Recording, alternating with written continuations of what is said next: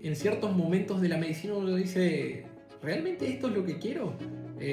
¿Vale la pena todo este esfuerzo? ¿Vale la pena no estar en el cumpleaños de mi hermano, de mi madre, festejar mi propio cumpleaños? ¿Vale la pena perderme navidades, años nuevos? Que hasta el día de hoy sábado me sigo levantando a las 6 de la mañana o a las 7 de la mañana y yo sigo leyendo como si fuera un estudiante. La creación de contenido para mí es una responsabilidad, porque hay gente de todo el mundo que nos está mirando, hay cardiólogos que nos están mirando, y esa responsabilidad suele ser también una presión, es decir, por más que yo sea cardiólogo, yo si voy a hablar del enalapril, vuelvo a leer enalapril, aunque sea la droga que más utilizo. Entonces, bueno, hola a todos, bienvenidos a otro episodio aquí del podcast en Tutorías Medicina Interna. Esta vez tenemos un invitado muy especial, es el doctor Veller, que probablemente todos ya lo conocen. Sin embargo, por si alguien vive bajo una roca y no ha escuchado, no ha escuchado de él, pues Doc se podría introducir y decir más o menos quién es usted y a qué se dedica. Hola a todos, hola a toda la comunidad de tutorías médicas. Gracias Santiago por la invitación. Yo soy el doctor Veller, soy Juan Ignacio en este caso, nosotros somos dos. Yo soy cardiólogo y hace un tiempo largo que nos apasionamos por la enseñanza de medicina de manera simple y concreta. Y a eso es lo que nos dedicamos. Mi hermano que es nefrólogo, que se llama Nicolás, y yo nos dedicamos a dar información confiable a través de las redes sobre cualquier tema de medicina que consideremos importante para la comunidad, tanto médica como comunidad en general. Exacto, y yo creo que pues ya aquí varios probablemente han visto su canal. Nos estaba comentando que quieren crear otro canal como un poco más académico de cardiología. ¿Nos puede contar un poquito de eso? Sí, sí, totalmente. Nosotros empezamos en 2015 con mi hermano. Nosotros éramos ayudantes de cátedra, mi hermano era docente de la facultad. Y empezamos en Facebook a subir nuestras clases. Si por ahí nos vieron, van a ver que nosotros amamos el pizarrón. Decimos entre comillas que tenemos alergia a las filminas, aunque son sumamente necesarias. Y con el tiempo fuimos mudándonos hacia el público en general. Es decir, empezamos a hablar de temas más comunes, más buscados por la gente, con un lenguaje menos médico. En ese entonces, la gente por ahí que le cuesta acceder a la información médica nos quiso mucho. Sin embargo, nuestros estudiantes, nuestros colegas, nuestros amigos médicos siempre nos reclamaron de que nuestro lenguaje ya había disminuido mucho y que extrañaban nuestras clases. Así que es hace más o menos unos 6 meses que queremos hacer un nuevo Instagram, principalmente de cardiología, donde subamos material de cardiología, casos clínicos, papers, guías, es decir, 5 cardiólogos y yo que hicieron la residencia conmigo, con un lenguaje estrictamente médico, vamos a hablar de cardiología y de otros temas. Eso yo calculo que en un mes y medio iniciará. Ok, excelente. Entonces ya saben, eso lo dejaremos abajo en la descripción cuando esté disponible para que todos vayan y lo sigan. Pero en esta entrevista me gustaría como dar un paso bien hacia atrás y como ir por el recorrido desde su carrera, desde cuando comenzó a ser médico y todo, y como recopilar cuáles son las lecciones más importantes que ha aprendido en el camino, desde estudiante de medicina, médico, especialista, ahora creador de contenido digital, para ver a alguien que puede beneficiarse como de su experiencia. Y para comenzar, pues devolvámonos completamente al principio, estudiante de medicina. ¿Qué lo llevó a meterse en esta carrera, Doc? Bueno, siendo honesto, a mí personalmente yo jamás me vi haciendo otra cosa. Desde que yo soy muy chico, desde que yo tengo uso de memoria, que yo recuerdo que yo quiero ser médico. Honestamente, cuando ingresé a la facultad, yo quería ser forense. Yo pensaba que los forenses eran los que iban a la escena del crimen y demás. Y después cuando entré en medicina, bueno, finalmente vi que era distinto, me enamoré de la carrera en general, me enamoré de la fisiología, yo soy, y mi hermano también, un apasionado por la fisiología y la fisiopatología. Nosotros creemos que en medicina memorizar lo único que hace es complicar los temas y demás, y por eso creemos que el entendimiento del tema es fundamental para el estudio. Entonces, como estudiante, yo lo que aprendí es, la medicina no es fácil. Todos salimos mal, yo en alguna oportunidad salí mal, mi hermano salió mal. Lo importante es saber por qué estamos ahí, saber lo que queremos y visualizar ese horizonte tan esperado.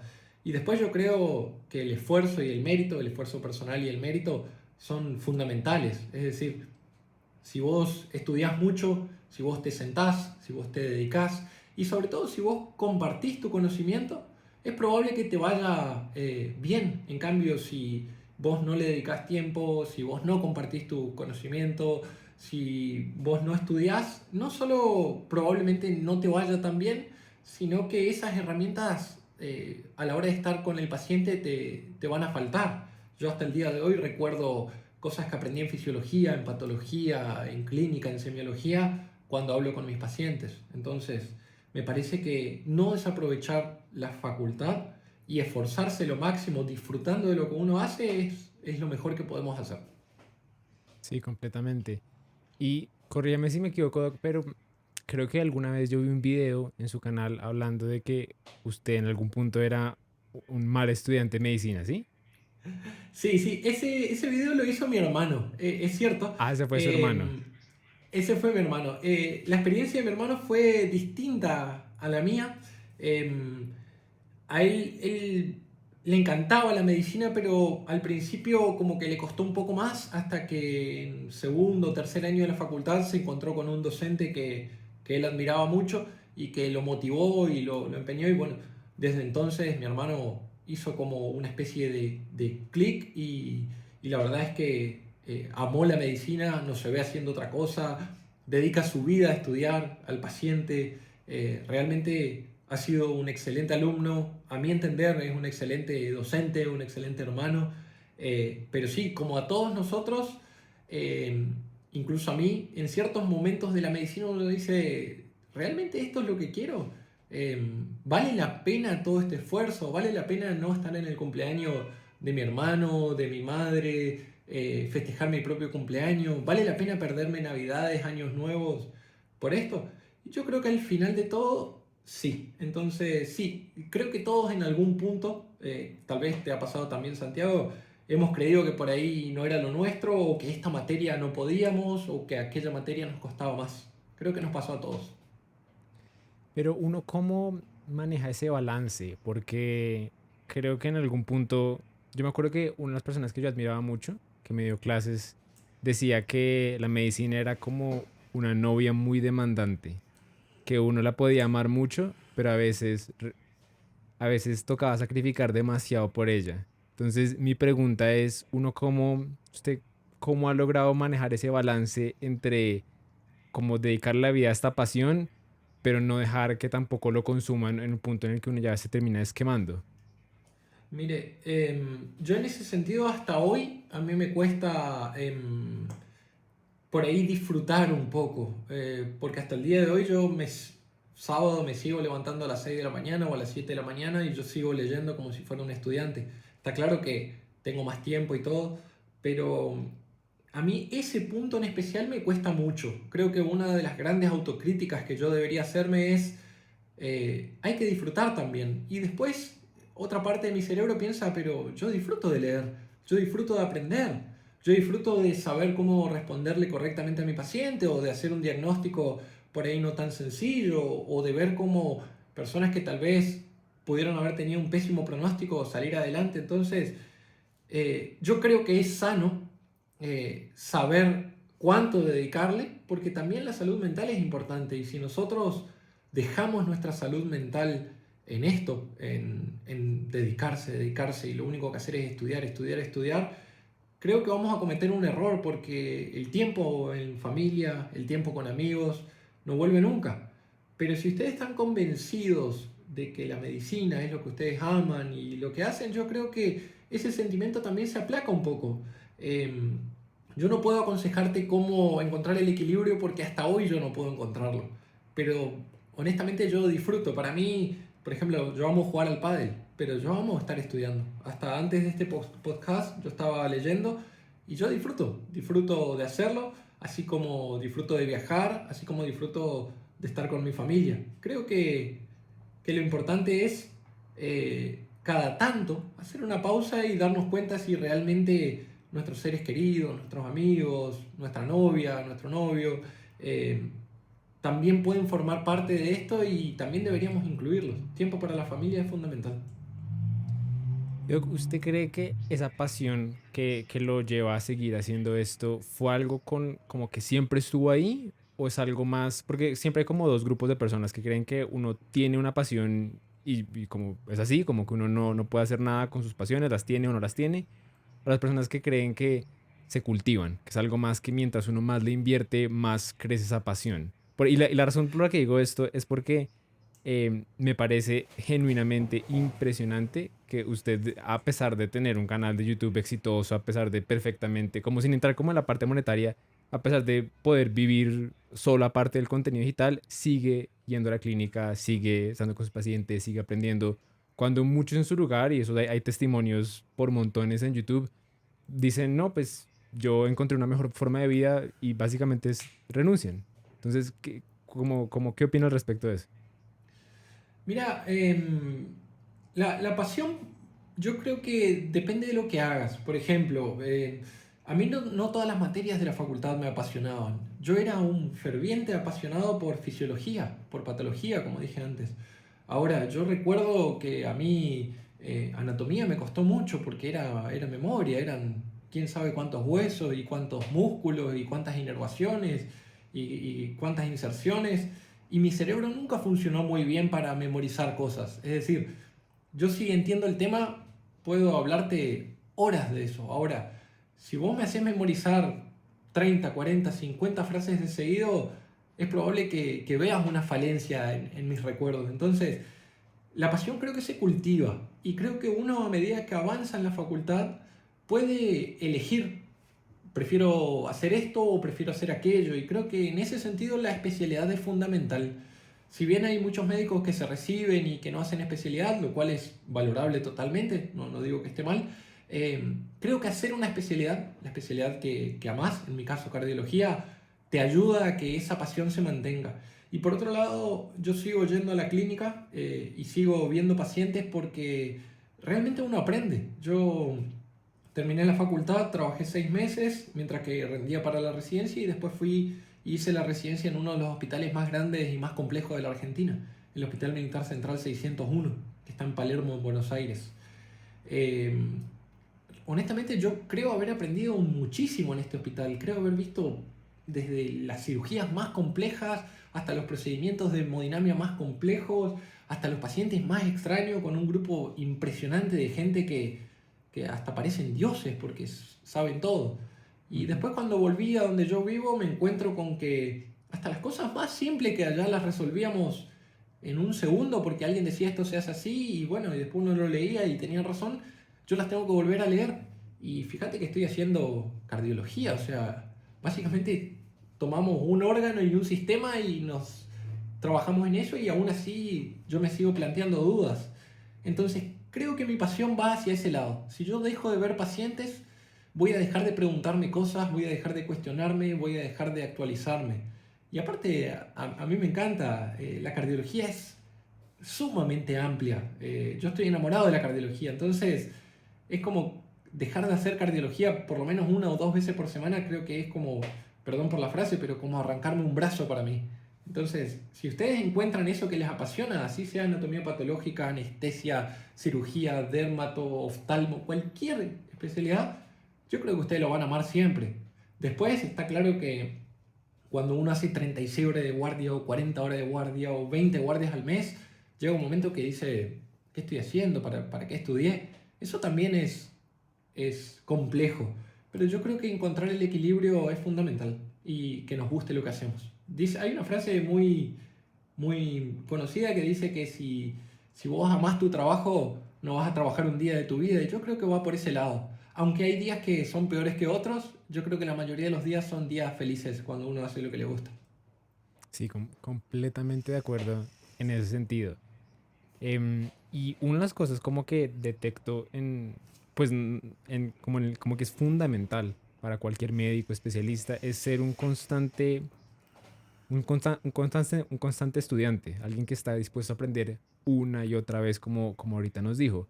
Entonces, me da mucha curiosidad como cuáles son sus mejores consejos o qué tipo de estrategias ha encontrado muy útiles para poder aprender información, pues que ha tenido que hacer básicamente durante todos los anteriores años. Sí, es cierto que cuando uno hace una especialidad, uno casi que se siente obligado a ver, yo tomo X órgano o X sistema, si bien todos se interconectan, eso está claro. La cardiología es muy compleja. Si ustedes se ponen a leer, por ejemplo, la guía de resincronización, van a ver que al bloqueo de rama izquierda con más de 130 milisegundos, indicación 1A, en fin, es recontra complejo. Entonces, hasta a veces el mismo desafío te lleva a que vos leas, vos ves un paciente y decís, a ver, yo puedo disminuir 30% de la mortalidad dándole esto versus esto. Los pacientes mayores de 75 años, yo prefiero darle clopidogrel y no ticagrelol porque sangran más. Si tuvo una ACV, no le voy a dar ticagrelol. Es decir, hay cosas muy complejas, pero que cambian totalmente el pronóstico del paciente, que te llevan a que vos necesites actualizarse. Yo creo que la mejor forma de actualizarse es pertenecer a un grupo. Por ejemplo, en mi caso, yo sigo perteneciendo al grupo de mi residencia, donde semana a semana se hacen ateneos clínicos quirúrgicos, donde se discute si va a ir a cirugía o hemodinamia, lo que se llama Heart Team, eh, donde se hacen ateneos bibliográficos. Cada estudio que sale se presenta, lo presenta un residente, es decir, se actualiza todo el tiempo, lo mismo que las guías. Y también se presentan casos raros, lo que se llaman ateneos centrales para nosotros, donde un caso raro es presentado por un alumno tutoriado por un médico de planta y por un residente superior, y se aprenden hasta de los casos raros donde se discute. Entonces, es imposible mantenerse actualizado. El que te dice que está actualizado, eh, o miente o se dedica solo a algo muy puntual, Muy puntual. porque eh, realmente salen estudios todos los días, salen guías Mm. todos los días. Entonces, si vos escuchás a gente que crees que sabe más que vos o que vos admirás, o pertenecés a un grupo, una residencia, una facultad o un grupo de estudio, yo creo que es mucho más fácil actualizarse. Y después también la compra de cursos, donde hay gente que se dedica a recolectar material y proveértelo de una manera mucho más práctica, la lectura de guías. Dicen que el que abarca mucho aprieta poco. Por eso me parece que hay que saber qué estudiar, y lo que yo siempre hago es, si viene un paciente con FA hoy a mi consultorio, yo a la tarde voy a leer FA, aunque yo crea que ya lo sepa, porque siempre se aprenden cosas nuevas. Yo no digo que hay que leer todos los días 10 horas como si fuéramos unos estudiantes, pero por lo menos 3 4 horas a la semana, diría yo, una hora por día, una hora y media, dos por día, no está de más. Y a mí en ese sentido, el ser un divulgador de contenido médico me ayuda mucho, porque yo creo que aprendo mucho más cuando enseño que cuando estudio para mí. Sí, eso es muy cierto. Hay muchas cosas que quiero decir a lo que acaba de decir. Uno, por ejemplo, es que el otro día estaba leyendo que, según los últimos estimados, el conocimiento médico se duplica cada 73 días. Entonces, sí, como que cuando estaba hablando de que es imposible mantenerse actualizado, completamente cierto. Lo segundo, me surgió una pregunta con respecto a los grupos, que nosotros a veces en el canal nos dejan comentarios y a veces nos mandan comentarios privados diciendo, yo estoy estudiando, pero siento que todo el mundo sabe más que yo, entro a este grupo de interés o a este otro grupo y siento que todo el mundo me tiene como, todo el mundo sabe más que yo, todo el mundo está más actualizado, todo el mundo la tiene clara y yo no. ¿En algún momento se sintió así en su carrera, Doc? Sí, sí, totalmente. En especial cuando iba a rendir un examen. Yo te cuento una infidencia, un secreto, entre comillas.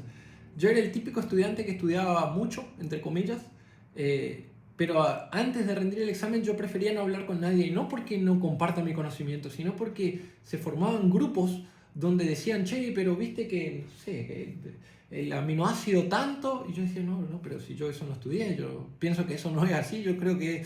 Entonces me generaba esa confusión, esa angustia, esa ansiedad. Yo, 12 horas antes del examen, independientemente de hasta dónde había llegado, yo creía tratar de llegar lo más posible, obviamente preparaba con meses de anticipación, semanas de anticipación el tema, pero yo 12 horas antes cortaba, ponía música, me pegaba una ducha, dormía lo mejor que podía y iba a rendir.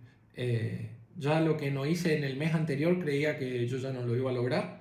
Entonces sí me sentí así, principalmente antes de los exámenes, cuando parece que todos saben más que vos. Es una sensación normal.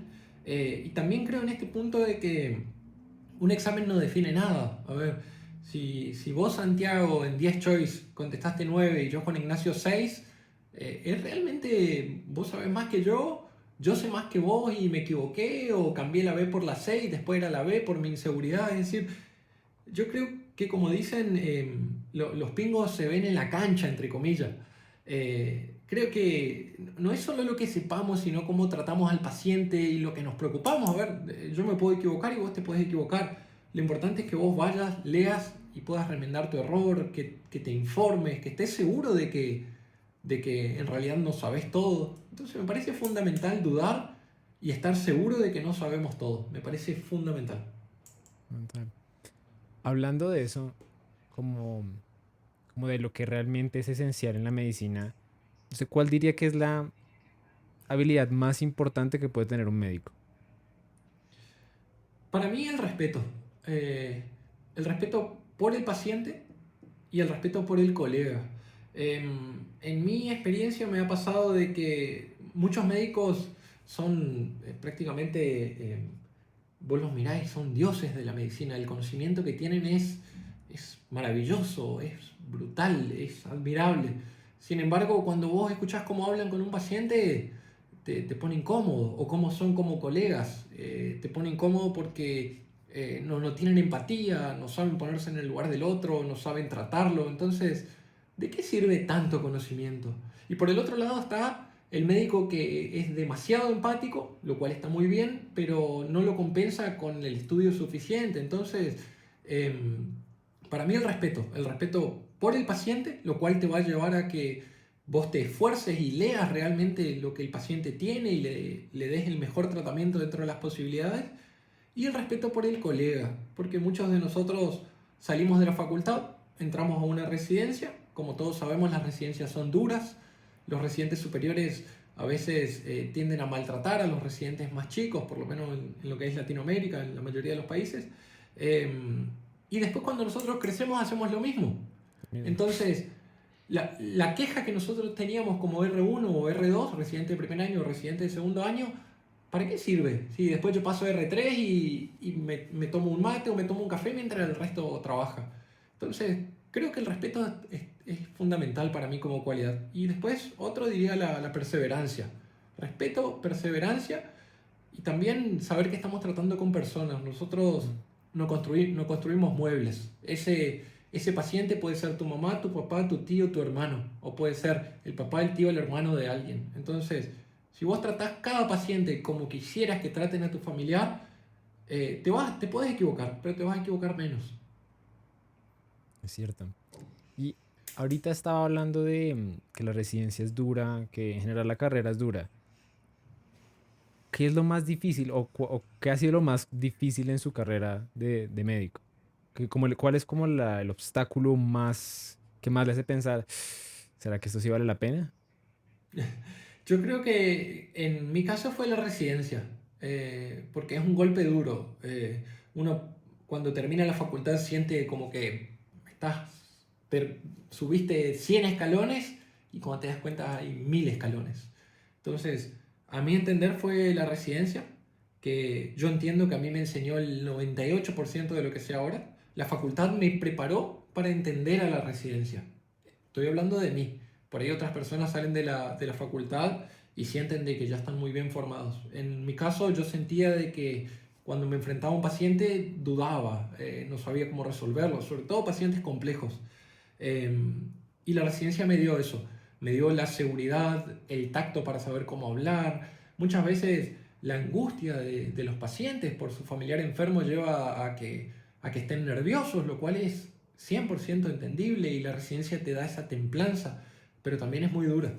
Uno, por lo menos la residencia que me tocó a mí, uno dedica la vida entera a trabajar y a estudiar, lo cual te da herramientas fundamentales, pero no es un camino fácil, aunque súper, súper, súper vale la pena desde mi punto de vista. Ok, entonces ya habiendo hablado como bastante de la carrera, de medicina, de como toda esta parte, me gustaría cambiar un poco más a lo que ha desarrollado, como esta cosa nueva que ha desarrollado los últimos años, que es su canal de YouTube, como redes sociales.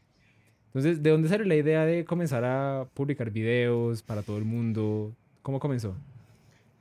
Nosotros, a mí y a mi hermano siempre nos gustó dar clases, es algo que compartimos.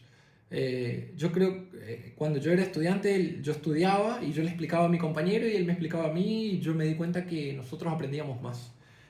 Con el tiempo yo me hice ayudante de patología, de semiología, incluso de fisiología y cuando nos toca irnos de la facultad, a mí y a mi hermano, muchos estudiantes que eran amigos, eran colegas, estaban apenas un año debajo o 2 años debajo, nos reclamaron. Y a nosotros nos gustaban sus clases, el pizarrón, los entendíamos. Claro que también teníamos gente que nos decía que no se entendía nada, no, no por eso el 100% comparte, ¿no es cierto?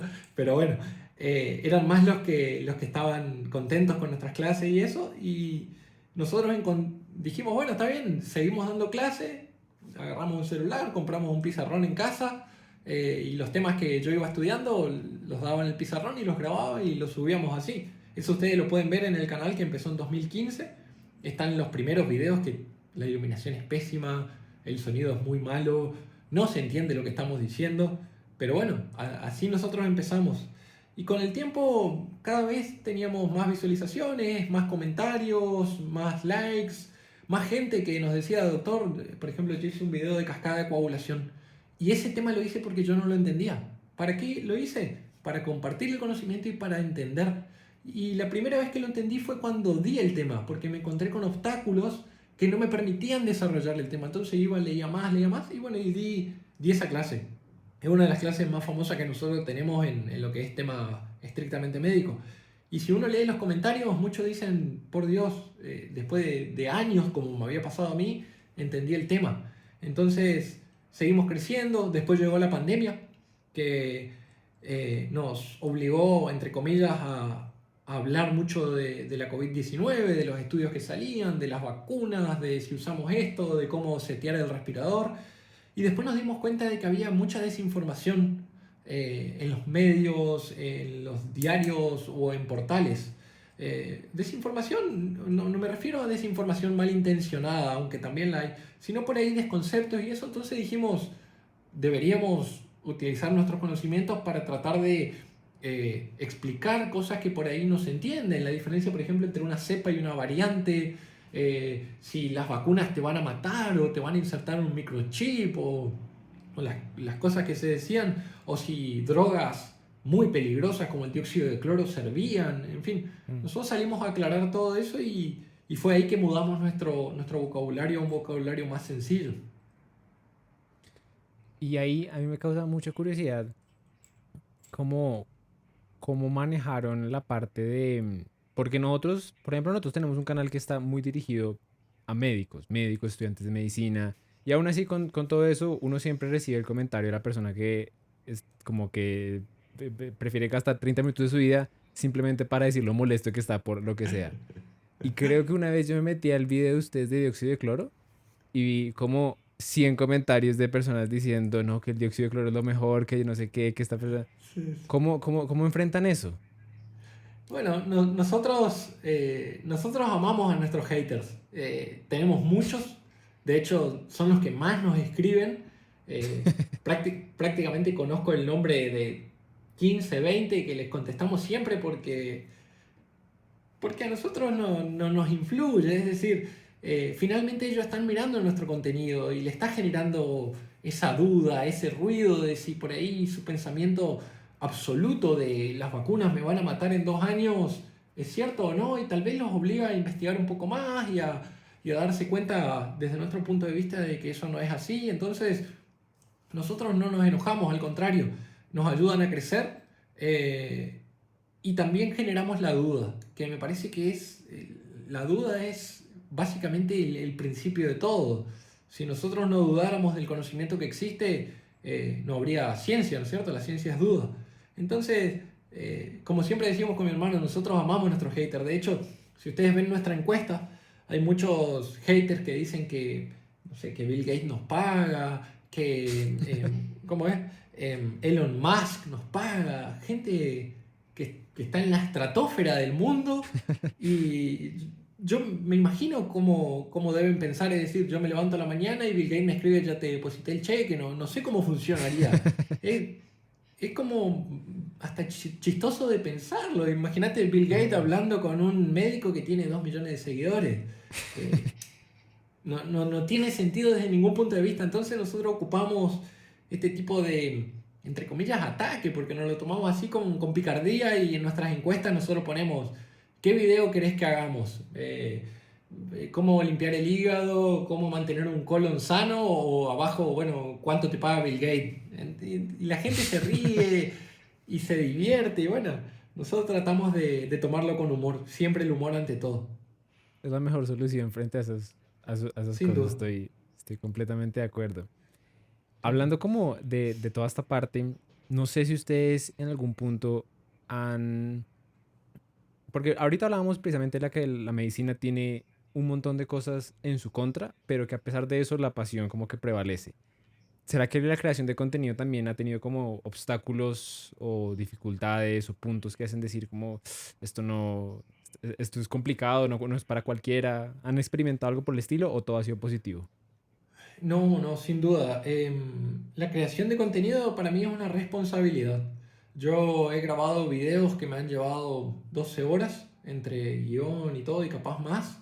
Y después me doy cuenta de que en vez de decir, no sé, que en el April baja la presión de tan mareado que estoy, y digo que sube y eso ya lo subimos. Y entonces me parece que es una responsabilidad cada palabra que ocupamos, sobre todo en el contenido que es más bien médico, porque hay gente de todo el mundo que nos está mirando, hay cardiólogos que nos están mirando, están gente que no hace medicina, entonces me parece que es una responsabilidad y esa responsabilidad suele ser también una presión, es decir, por más que yo sea cardiólogo, yo si voy a hablar del enalapril, vuelvo a leer enalapril, aunque sea la droga que más utilizo, la vuelvo a leer porque siento que tengo una responsabilidad eh, a la hora de informar y también cuando nos equivocamos, que pasa de vez en cuando o frecuentemente si vos querés, lo reconocemos y no está tan mal tampoco, aprendemos de nuestros errores, pero creo que, no sé llamarlo la parte mala, la parte dura es saber que, no sé, 10 20 30 40 millones de personas por mes te están viendo y que tal vez tenés la responsabilidad de que lo que decís tiene que ser serio, tiene que ser avalado, tiene que tener estudios científicos y por otro lado, crear mucho contenido como hacemos nosotros, 4 videos por semana en el canal de YouTube o el curso de Electro que lo estamos creando, eh, genera mucho estrés porque es todos los Mm. días, no existe sábado, no existe domingo, no existe año nuevo, entonces genera estrés, pero en su mayoría es satisfacción, satisfacción porque creemos que ayudamos a mucha gente que no, por ahí no tiene acceso a la información o que la información no le alcanza. Y pensando en eso, como 4 videos a la semana, encima de ser cardiólogo, encima de tener todas estas responsabilidades, ¿cómo hace para manejar el tiempo? Para que le alcance para hacer absolutamente todo. El tiempo es mi peor enemigo, entre comillas. A mí me gustaría que el día tuviera 40 horas. Es algo con lo que yo lucho todos los días porque eh, el tiempo se escapa. Es decir, yo me levanto a las 6 de la mañana y digo, bueno, para las 12 yo voy a tener el guión de un video. Y llega a las 11:30 y yo no voy ni por la mitad. Y a la noche tengo que grabar porque al otro día tengo consultorio y porque y entonces hay veces que a la 1 de la mañana yo estoy grabando y a las 6 me levanto de nuevo. Y eh, creo que el tiempo es nuestro peor enemigo, pero creo que si la gente fuera un poquito más ordenada de lo que soy yo respecto al tiempo, se puede, se puede. Si uno tiene orden en su vida, si uno dice, bueno, yo voy a hacer esto y después esto, creo que es más fácil. En cambio, yo quiero hacer todo al mismo tiempo. Yo de 6 a 8 empiezo un guión, a las 8 hago la mitad de una clase de electro, a las 10 leo diabetes porque me encanta y creo que ese es mi gran problema. Eh, que no soy tan ordenado. El orden es clave, pero de hecho yo haría el contraargumento porque por ejemplo, hace poquito yo estaba viendo como la evidencia de estas técnicas de estudio como basadas en la ciencia y una que me causó mucha curiosidad porque yo nunca, de hecho, como había programado mi estudio así, era lo que en inglés se llama interleaving, que es como mezclar las cosas, que es, por ejemplo, no sé, en vez de leer toda la guía de falla cardíaca hoy, voy a leer las primeras dos páginas y mañana leo otras dos y mañana otras dos y mañana otras dos. Voy mezclando otros temas, que es más o menos lo que nos describía que hacía con su tiempo, que aunque cada cosita se va haciendo de a poco, de pronto, al final de cuentas, se termina siendo más que si se hubiera cogido por bloque. No sé qué opinas al respecto. Sí, sí, yo creo que cualquier método de estudio es válido. Hay gente que, por ejemplo, yo tenía compañeros o colegas de la facultad que lo que hacían era escribir en el pizarrón y el pizarrón era una hoja inmensa y yo no entendía cómo ellos estudiaban así, sin embargo, a ellos les servía. Hay otros que cerraban los ojos y repetían y repetían y repetían y repetían y a ellos les servía. Y yo necesito leer una vez entera. Después a la segunda vez marco lo más importante y después la tercera hago resúmenes de este estilo. Y recién ahí me queda. Eh, Creo que cualquier forma es válida. Yo he estudiado mucho cómo estudiar y he visto que la mejor forma es conocer el cerebro de uno. Hay gente que le sirve repetir, hay gente que le sirve escribir. A mí me sirve mucho escribir en papel, pasarlo con mis propias palabras después de una lectura general. Creo que cualquier forma es válida, pero es bien interesante la forma que describís porque yo también la había leído. Ok, Doc. Y ya creo que la última pregunta que me gustaría hacer es si usted se pudiera devolver eh, y hablar con su persona hace 15 años y se pudiera dar un consejo, ¿cuál consejo le daría al joven doctor Beller? Sí, yo creo que tomarme las cosas con un poquito más de calma. Hay momentos de mi vida donde yo me he estresado mucho, tal vez lo podría haber manejado de una manera más tranquila y el resultado hubiese sido el mismo. Por ahí autopresionarse mucho genera daños, digo, a nivel psicológico, porque tampoco la autopresión o el tengo que hacer esto sí o sí, porque el mundo no se termina porque vos no llegas a la mesa de examen del martes y podés rendir dentro de un mes. No digo que esa sea la regla, que bueno, dejo para después, sino que el mundo no se termina ahí. Hay que también darnos nuestro tiempo y saber que el cerebro se cansa, como el músculo en el gimnasio. Entonces yo creo que la paciencia sería fundamental. Más paciencia, más tranquilidad en ciertos momentos de mi vida. Ok, perfecto, Doc. Pues muchas gracias por la entrevista, creo que le va a servir a muchísimas personas y nos estaremos viendo entonces. Les agradezco mucho de nuevo por la invitación. Les mando un gran abrazo a toda la comunidad de ustedes y les agradezco el tiempo de habernos escuchado.